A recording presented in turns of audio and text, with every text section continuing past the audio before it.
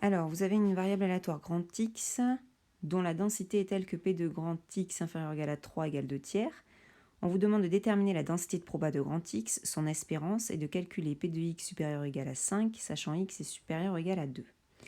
Alors, pour déterminer la densité de proba de grand X, en fait, il faut déterminer la valeur de lambda. Donc, j'applique le cours. P de X inférieur ou égal à 3 égale 2 tiers. Ça équivaut à intégrale de 0 à 3 de lambda exponentielle moins lambda x dx égale 2 tiers.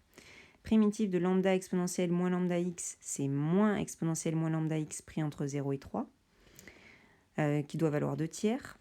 J'applique, ça me donne moins exponentielle moins lambda fois 3 plus 1 égale 2 tiers, ce qui fait moins exponentielle moins lambda fois 3 égale moins 1 tiers, d'où exponentielle moins 3 lambda égale 1 tiers. Je passe à la fonction ln, du coup j'obtiens moins 3 lambda égale ln de 1 tiers, donc lambda égale ln de 1 tiers sur moins 3. Ln de 1 tiers, c'est aussi moins ln de 3. Donc du coup, lambda, c'est moins ln de 3 sur moins 3, soit ln de 3 sur 3. Conséquence, la densité, f, c'est f de x égale ln de 3 sur 3 exponentielle moins ln de 3 sur 3 x. Ensuite, le calcul de l'espérance, du coup, c'est 1 sur lambda.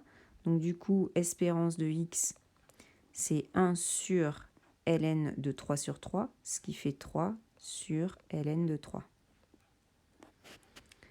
Et enfin, P de x supérieur ou égal à 5, sachant x supérieur ou égal à 2. D'après le cours, on a vu que du coup, c'était égal à P de x supérieur ou égal à 5 moins 2, c'est-à-dire 3.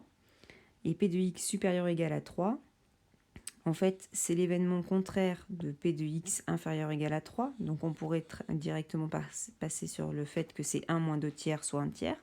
Ou alors on applique le cours qui dit que c'est exponentielle de moins lambda fois 3. Et du coup, c'est exponentielle de ln de 3 sur 3 fois 3. Et du coup, par conséquent, ça fait exponentielle de moins ln de 3, d'où le 1 tiers. Alors attention, ça ne se voit pas très bien, mais ici, c'est bien un moins.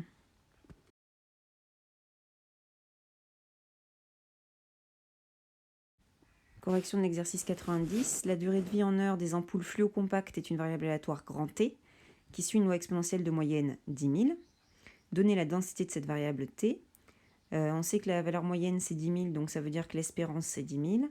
L'espérance, c'est 1 sur lambda, donc ça veut dire qu'1 sur lambda égale 10 000. Et donc, du coup, lambda, c'est 1 sur 10 000. Du coup, on peut en déduire la densité. La densité, du coup, c'est f de x égale 1 sur 10 000 exponentielle moins 1 sur 10 000 fois x. Ensuite, la probabilité, alors la question 2 nous dit, sachant qu'une ampoule a déjà fonctionné pendant 7000 heures, quelle est la probabilité que sa durée de vie dépasse 12 000 heures? Donc c'est P de T supérieur à 12 000, sachant que T est supérieur à 7000. Du coup, d'après le cours, c'est P de T supérieur à 12 000 moins 7000, soit P de T supérieur à 5000. J'applique la formule, c'est exponentielle moins lambda fois 5000. Donc c'est exponentielle de moins 1 sur 10 000 fois 5000, soit exponentielle de moins 1,5. Ça fait à peu près 0,61.